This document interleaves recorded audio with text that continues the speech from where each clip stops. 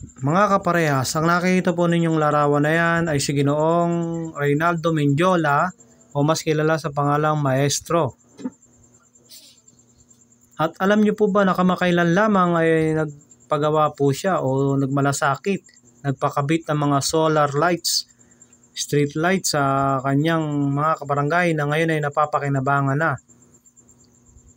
At hindi lamang po dyan natatapos. Noon po mga panahong siya po ay barangay administrator pa at siya po ay nangunguna at nagpaumpisa upang matapos ang mini covered court sa kanilang barangay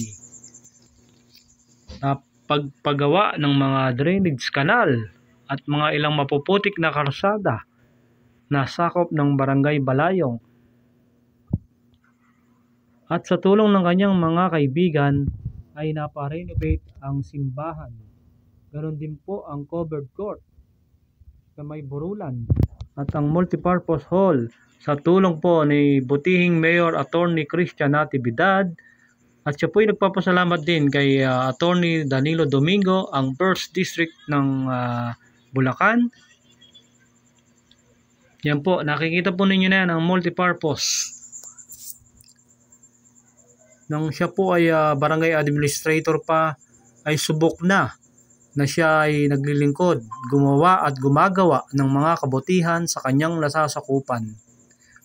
Patunay lamang ang kanyang mga proyektong naipagawa ay nagpapatunay ng kanyang pagmamalasakit sa kanyang mga nasasakupan na hindi lamang sa salita kundi gawa ang kanyang ipinapakita. Tunay na malasakit, tunay na paglilingkod, nang walang halong pag-iimbot. Siya po ay nagpapasalamat sa lahat ng mga tumulong dahil kung wala po sila Mayor Christian Natividad at si Attorney Congressman Danny Domingo, ay hindi po niya magagawa ang lahat po ng ito.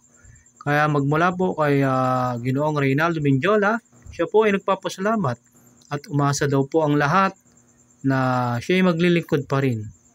Maraming salamat po mga kaparehas.